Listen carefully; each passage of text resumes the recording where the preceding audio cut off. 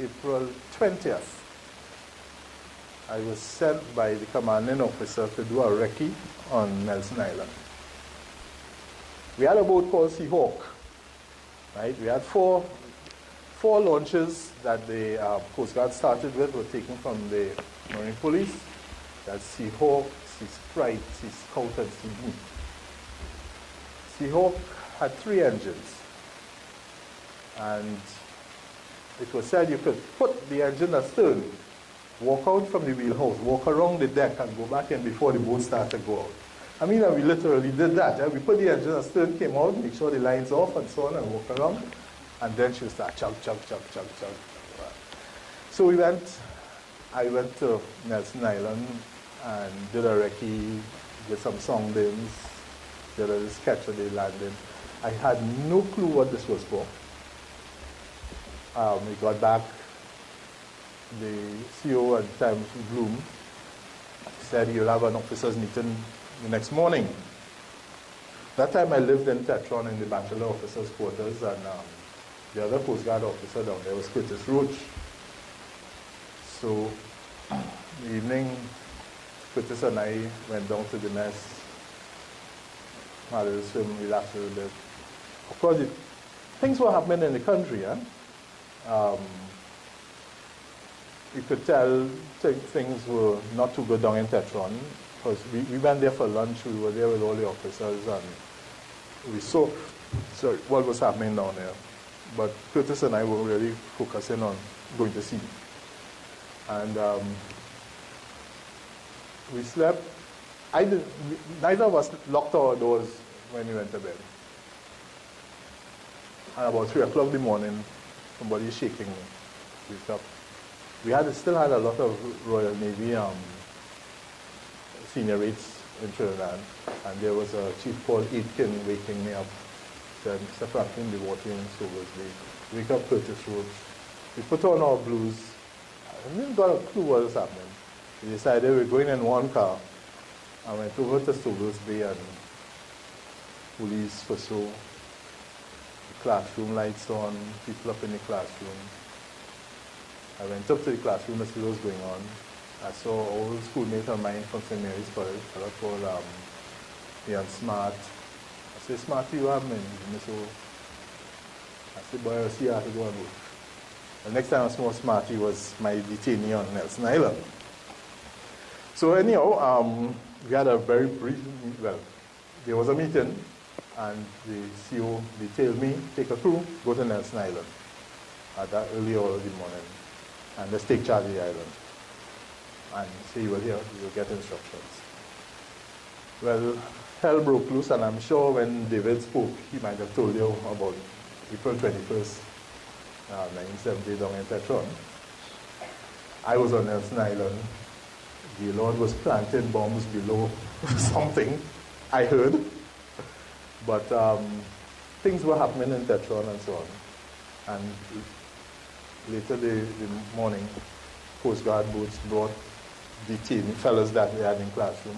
And then police boats started bringing people from Port Spain. So by the afternoon, I had about 20-25 persons on the island.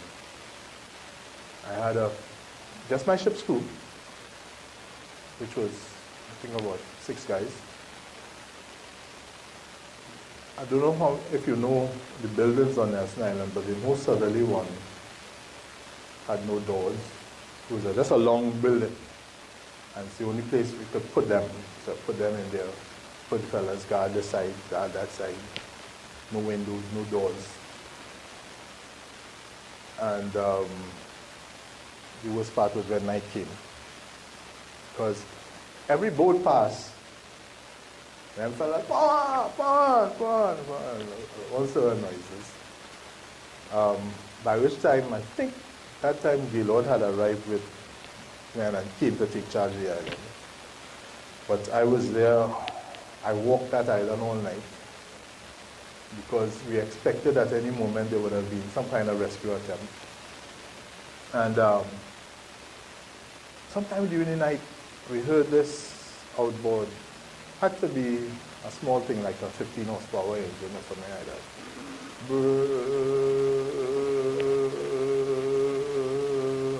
getting closer, coming from the east. And coming here, and somebody opened fire.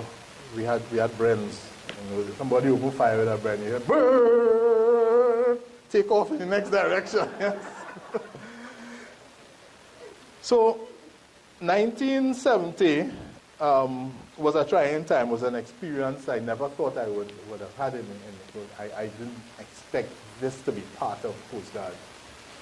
I stayed there for a very, very long time. Being a bachelor, they said you had no place to go, so I stayed on the island. We had some incidents. I mean, I learned a lot in talking to some of the detainees. A real learning experience for me was the first time I ever saw a man with gonorrhea. Because when they came, I stripped them on the Seahawk. Before they got on the jetty, stripped them down. And I saw that, I said, what happened to you? So, put that in me. First time I see this. Then we had a situation when a fella called Markham, do you remember him, Gaylord? Markham. They say he was an informer, right? And got him in, put him in the lot. We had a fella inside there, a long time badge on, he was called Big Sarge. Only you know the name? Big Sarge? Anybody know that name? And we had fellas inside there like George Weeks, Leonard, I used to call him Jesus, you know, down here, Winston Leonard, and so on. So bring Markham and threw him in the lot there. And I walked away. Bradham! And I hear him bawling. So I had some jumpy sailors, man, I saw three of them running, man, cocking weapon, man, fixing on, we had bayonets with us, man, fixing on bayonet. A fella reached the door. And you know the cartoons where, like Tom and Jerry, and he mashing bricks and you see the claws marking the wall? Markham stopped with his chest just outside the door with a bayonet facing him. Hands just holding on to the wall. They thought he was an informer and somebody broke the lone chair they had inside there on him as he walked inside there. And, well, we took him out and we put him in a place to sit down and he had a spending the rest of the night there. Fortunately, next day, because this thing was getting to be a pressure on us, prison officers came from Carrera to take charge of handling the detainees. And that's when I met Mike Hercules. You know that name? Mike Hercules. He was Superintendent Mike Hercules. And the other person who was there at the time, a fellow called Leo Abraham, he also became a commissioner, like Mike, he became a commissioner of prisons. Leo was I can't remember what they called him, an inspector or something like that, but he was a training instructor at the time. And there was an old Barbadian guy called Devines. And those men knew how to handle people. Devines just walked around with a little stick in his hand and talked to those men very nicely, and they would do anything he said. I don't know what the threat was, but obviously he had issued some threat somewhere. But Devines said, no problem. And he would walk in the room and talk to them and they would do anything else. Meanwhile, we in the Coast Guard, you know, we from military, we gallerying outside, shooting, well, under certain officers' instructions, we had a lot of shooting practice. We had a lot of demolition practice, and so on. So those guys inside there knew not to try to break out because the Coast Guard was outside there. So that was my first war experience, if you want to call it that, right? Throughout my operational life in the Coast Guard, you know, when you reflect on it many, many years, 32 years after, you say, you know, you have done several firsts, right? We used to have a commanding officer called Mervyn Oliver Williams. And I remember him telling me once, say, young man, you can only be one first, right? And I always bore that in mind. And you look back and you see that opportunities come and you get to experience this as a first. Like, for example, when the first Coast Guard first got its colors, I was a midshipman still, but I was selected to receive the colors. And I think that was an honor that anybody would have died for, to receive the colors from the then British High Commission, because they were a gift from the British High Commission, the British government, to the Coast Guard. As I moved on in my career, another first was the recommissioning of CG-1. CG-1, which is the TTS, well, at the time was HMTS Trinity, the first FPB that we had. And after a number of years, the old boat, the deck was rotted and so on. She was parked up down in Hartscott. And that boat was refitted by the Coast Guard personnel. Fleet black women, the shipwrights did their thing. Meanwhile, I had gone to Barbados. I was studying meteorology. And when I came back, she was ready for recommissioning. And I was fortunate enough to be the one to be appointed commanding officer and to be the first officer to ever get a commissioning warrant read in my name. So that I have it well framed at home, and that is when at some suitable time my offspring may have donated to the museum. But another first that I was able to experience is getting, well, I think I told you I was a lieutenant when I got that, but you know, before that happened, we were getting CG3 and 4 as Cascade, Book Reef and Colon and Charamas. And we were thin on the ground, quite very much like how the Coast Guard is today, with fellas up in England. Well, we had crews up in England, then in 3 and 4. And back in Stoble's Bay, we left very few officers. We had some, what we call SD officers, special duty officers, those who came through the ranks. And Midshipman Franklin. I think they had, Mervyn Williams was in command. I can't remember who was the XO at the time. But that boy of Shaka Shakari used to break away often. I've been to see a couple of times with Mervyn Williams to recover that boy. This day, never see running, boy broke away. And I was sent. For some reason, Mervyn Williams couldn't go. And I was the only other officer on the station, midshipman. And CG2, as Colin Bay, was under repairs. They were fixing the roll damping. And said, listen, this boat has to go on now. So the technicians stopped pouring in the oil and the roll damping fluid in the thing.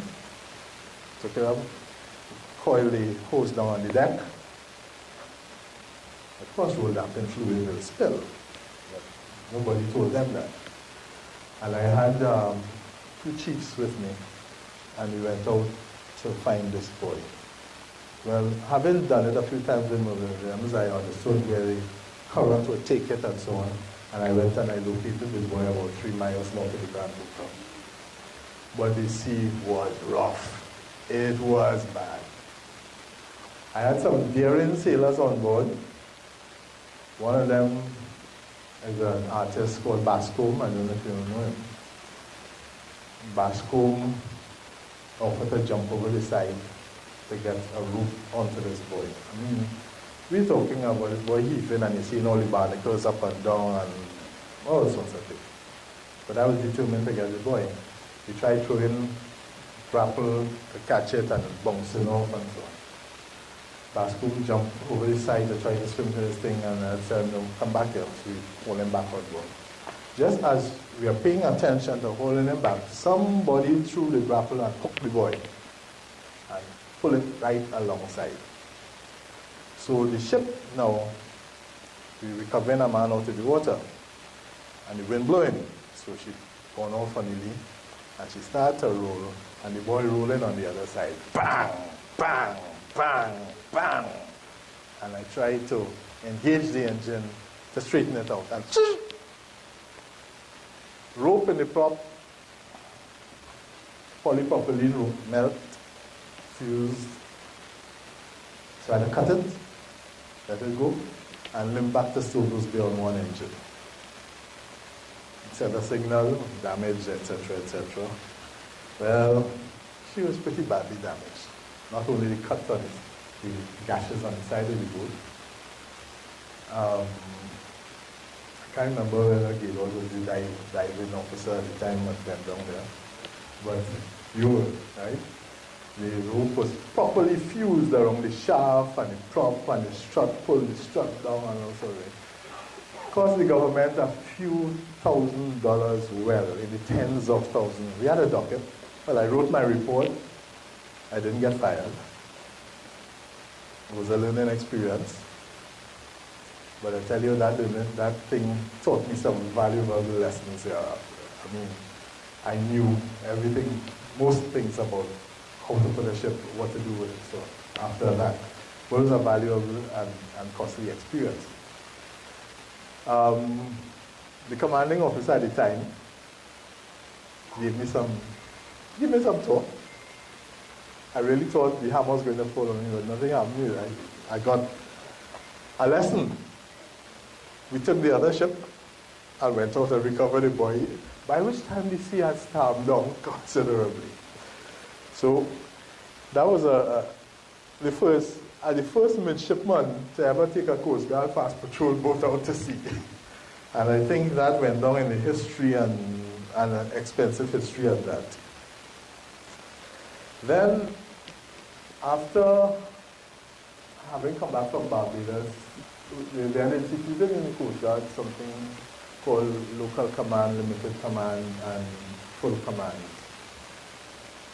Now, I got my letter of promotion to lieutenant while I was in Barbados.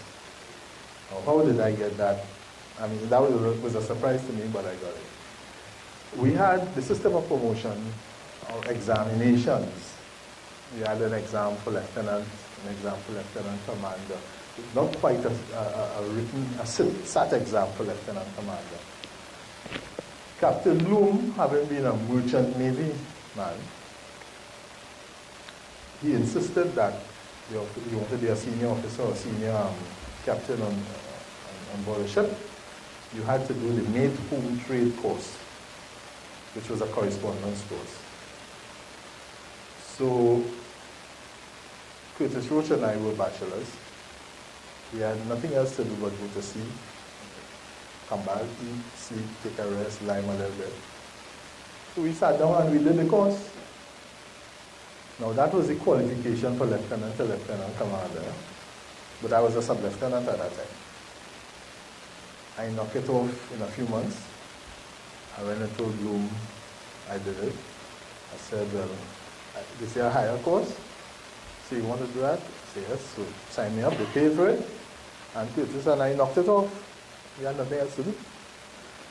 So we submitted it. I never claimed that I qualified for lieutenant commander, but it went down in books. I had done what a lieutenant commander was required to do in terms of that course. And I was building sea time.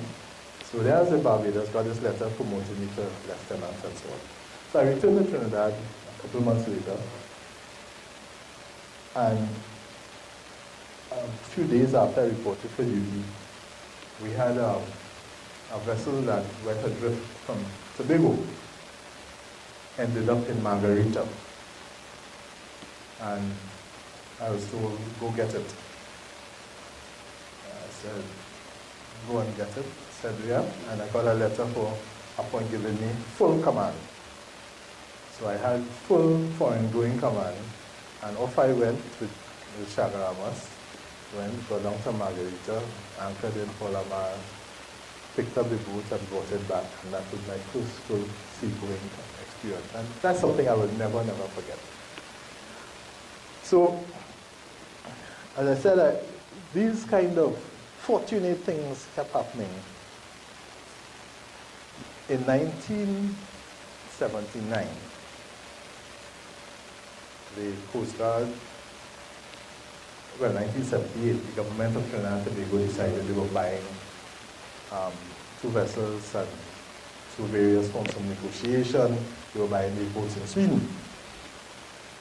I was selected to be in command of one of them. I went to Sweden when my ship was sheets of steel covered up in snow, parts scattered in a warehouse. And I spent the time there looking at my ship grow from just bits and pieces to become a ship. To be on that deck when they launched it out of the hangar and broke through because it was still ice on the water, and she broke through the ice. To be on that deck is an experience that money can't buy, right? And the yard took it around. And first day of sea trials, I was on board. Now the sea trials, really the yard sea trials. So they allowed me to be on board. And we went out and they were doing different things, turns, feeds, and so on. And coming back in, the guy from the yard said, "You want to drive it?" No. I wouldn't say no, but you didn't drive CG6 like how we drove CG3 and 4 and 1 and 2. You had to con it alongside. By conning mean you're talking it alongside, right? Somebody is down in the engine room controlling the things, and you're just giving orders. And I really didn't realize the challenge, but yeah, I was bringing this, have it on. I got from the Swedish guy what kind of orders he was giving, short ahead and stop and so on and so on. Later on, we developed our own form of orders. And I'm bringing it as he went to put it, and he showed me. And here is a Swedish submarine. And behind that, 2 Liberian patrol boats, fiberglass patrol boats, brand new boats. And you want me to fit that inside there. Now, this is a 40-meter patrol boat. I'm going to fit into a space of about 45 to 50 meters. I said, in that, well, people on the dock watching, and I'm coming up. And I put it alongside as though I was driving a boat for years. It just felt good, it felt right, and gave all the right orders and put it alongside. The people in the yard were astounded. They said, everybody from Trinidad could drive a boat like that. I said, yeah, man, everybody can do that. Easy. We do that all the time. But the thing is, I built up that bond with my ship. That was my ship, CG6. It was my ship. So much so, and this, I had nothing to do with this. The call signs for the vessels were allocated in Trinidad. The call signs for the vessels come from a rotation. Call signs for Trinidad is 9 Yankee, right? We have 9 Yankee Alpha, and my ship came out to be 9 Yankee Alpha Foxtrot. So everybody said, CG6, 9 Yankee Anthony Franklin, and that's how we called it thereafter. But the call sign, and it's just a happy coincidence. And these things make you feel good, and throughout your career. These things. Also, the plaque for the vessel was designed right here in Trinidad. We were up in Sweden. We didn't know what they were doing. They just shipped it up to us. And the plaque for CG6 turns out with the 2, it's called Cascadura, 2 Cascadura. And when you look at it, it looks like a heart. So we christened ourselves the Love Boat. So we were in the Love Boat, and we had a great time coming down from Sweden. Had a massive celebration on board when we crossed the equator. Went to Belém. The trip was from Sweden through the Kiel Canal, went to Brest, then Cape Verde Islands, then to Senegal, then to Belém, and then Trinidad.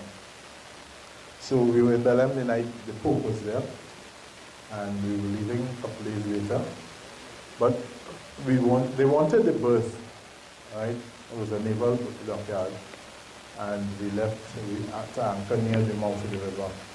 So CG5 anchored, and I was going to go alongside. And that was the first time we nearly lost a Coast Guard patrol boat. Because a gale came up, and that was so strong that when that boat rocked, I saw the propeller. She rocked right over. She's anchored, so the wind came up and she right over propeller, then right over the next side.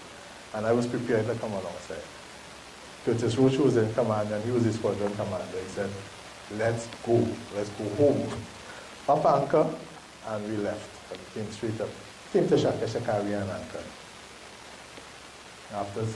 On the way up, I had to break off, did a search and rescue exercise in Tobago. A boat had run aground on the reef in Tobago. So my brand new ship, we got the signal somewhere just as we had passed the Orinoco. So I went up to speed. First time I really had time to blow the engines out. So went up to 30 knots and skated up here. Got up there before a boat had time to leave Sobers Bay and reach there. And got there and told them, well, you go alongside, we'll come alongside you. We didn't want our ship to get rocked up by this, old hull. And we said, we make style, we made real style. Said, go alongside, we'll come, and we'll show you how to pump a ship out. We had some fantastic submersible pumps and so on, man, and like that. We pumped that vessel out and she was afloat. Left them and said, see you, and we go on. Come down here, met CG5 in Shakari Bay, and the dignitaries coming out to meet us. And that is the second time we almost lost the ship. Another gale came up inside here, and my ship dragged and was just running aground, right? So we were able to scramble and get on board and get it started and pull out and went to anchor. So we had our share of near mishaps on our way. So these are some of the little exciting firsts I had in my life, and